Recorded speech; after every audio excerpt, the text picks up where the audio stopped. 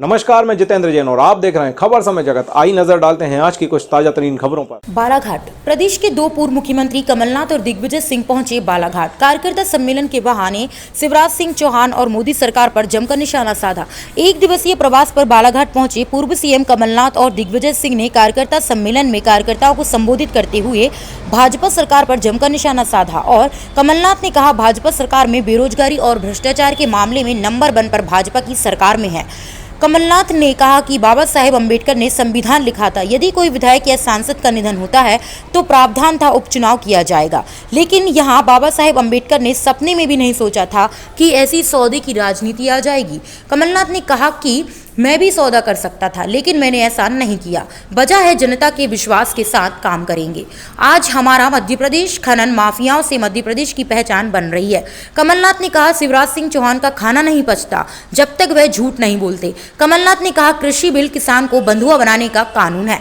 कमलनाथ ने आगे कहा है कि भाजपा हमेशा धर्म की राजनीति करती आई है, अब किसान आंदोलन के बीच राम मंदिर का मुद्दा लेकर आई है ताकि किसान भावनाओं में बह जाएं। उन्होंने शिवराज सिंह चौहान पर निशाना साधते हुए कहा है कि वे राजनीतिक कलाकार हैं। मैं तो शिवराज जी से कहना चाहता हूं कि वे मुंबई जाकर एक्टिंग करें, जिससे मध्य प्रदेश का नाम रोशन होगा। पूर्व मुख्यमंत्री कमलनाथ ने आरोप लगाया है कि केंद्र सरकार के तीनों कृषि बिल कानून होने से किसान उद्योगपतियों के बंधुआ मजदूर बनकर रह जाएंगे। वहीं दिग्विजय सिंह ने भाजपा सरकार पर जमकर निशाना साधते हुए पूर्व मुख्यमंत्री दिग्विजय सिंह ने अपने संबोधन में कहा, बालाघाट पूर्व के संगठन की तारीफ करते हुए वर्तमान समय के संगठन को कटाक्ष करते हुए कहा कि कांग्रेस का बालाघाट गढ़ हुआ करता था।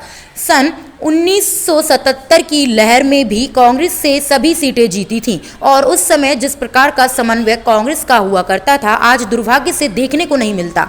यदि सभी कांग्रेस साथ मिलकर ठान ले एवं तय कर ले, जो भी हमारा विवाद होगा हम कमरे के अंदर बैठकर सुलह कर रास्ता निकालेंगे।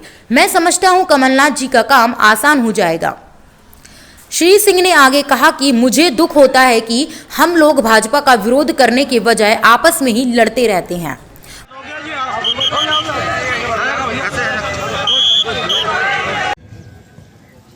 15 साल कांग्रेस की सरकार रही, कौन सा गुना मैंने किया?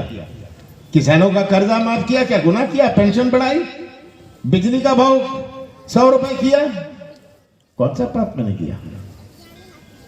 ये सच्चाई। कितना भाव था फसल का? मक्का का क्या भाव था? धान का भाव हो, गेहूं का भाव हो, ये कहां आज किसान जाएगा? अगर किसान के साथ न्याय नहीं होगा तो हमारे प्रदेश की अर्थव्यवस्था का क्या होगा? कानून लाए। आप जो बैठे हैं, मैं आपको बड़ा स्पष्ट कहना चाहता हूं, आप भी ये कानून नहीं समझते, ये भी बैठे हुए लोगों को कानून नहीं समझते। ये 3 कानून क्या है? पहले तो हमें इतिहास समझना होगा। इंदिरा गांधी जी और कांग्रेस की सरकारों ने हमारे अनाज के व्यापार का राष्ट्रीयकरण किया और एमएसपी चालू किया, समर्थन मूल्य चालू किया। उस समय कोई समर्थन मूल्य नहीं था। Food corporation of India FCI बनी, समझिएगा ध्यान से ये इतिहास। एफसीआई बनी, किसानों को एमएसपी की घोषणा, एग्रीकल्चरल प्राइसेस कमीशन बनी, एपीसी बनी और समर्थन मूल्य की घोषणा होनी शुरू हुई और समर्थन मूल्य मिलने लगा। पर अपने मध्य प्रदेश में आज भी 20% किसानों को केवल समर्थन मूल्य मिलता है। अब ये कानून क्या लाए? ये कानून क्या लाए? जो ये निजीकरण कर रहे हैं हमारे कृषि क्षेत्र का, ये कैसे कर रहे हैं? बड़े बड़े उद्योगों को, उद्योगपतियों को ये मंडी का दर्जा, मंडी का स्टेटस दे रहे हैं। ये मंडी का, ये तो पहली चीज है, मंडी का स्टेटस दे रहे हैं। ये बड़े बड़े उद्योगपति, उद्योग आएंगे आपके पास, 2000 रुपए रेट है या 4000 रुपए रेट है, कहेंगे यह जी 1500 में लो। किसान को तो अपनी उपज निकालनी है, उसको तो बेटी की शादी करनी है, इलाज करवाना है, फीस देनी है, उसके हाथ से निकल जाएगा उसकी उपज।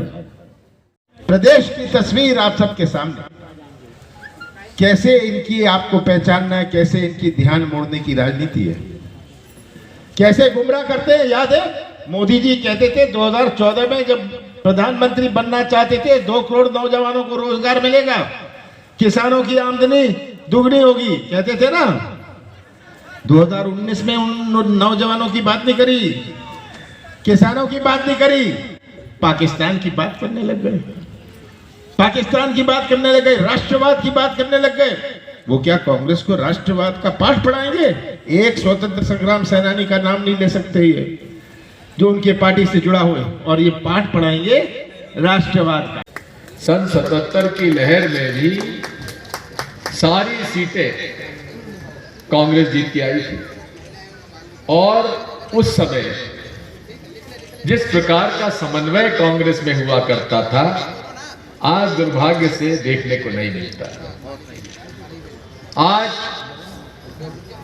यदि सभी कांग्रेस जन मिलकर ये ठान लें और तय कर लें कि जो भी हमारा विवाद होगा हम कमरे के अंदर बैठ के सुलह करके रास्ता निकालेंगे, तो मैं समझता हूं कि कमलनाथ जी का काम भी बहुत आसान हो जाएगा। मुझे दुख होता है कई बार इस बात को देखते हुए कि हम लोग भाजपा का विरोध करने के बजाय आपस में ही विरोध करना शुरू कर देते हैं। आज पूरे देश में किसानों का आंदोलन चला हुआ है, अद्भुत आंदोलन है। विश्व में ऐसा सत्याग्रह देखने को नहीं मिला। लाखों लोग दिल्ली को घेर कर बैठे हुए हैं, और वही लोग जब कोरोना के काल में लंगर चला रहे थे मजदूरों के लिए तो उन्हें देशभक्त कहा जा रहा था। आज जब वो किसानों की लड़ाई लड़ रहे हैं तो उन्हें खालिस्तानी कहा जा रहा है। हम इसका विरोध करते हैं। तीनों किसानों के विरोध के जो कानून बनाए गए हैं ये केवल अरबपति खरबपतियों के सहूलियत के लिए बनाए गए हैं। बालाघाट जिले से खबर समय जगत के लिए संजय अजीत की report. For latest news, subscribe to our channel and press the bell icon.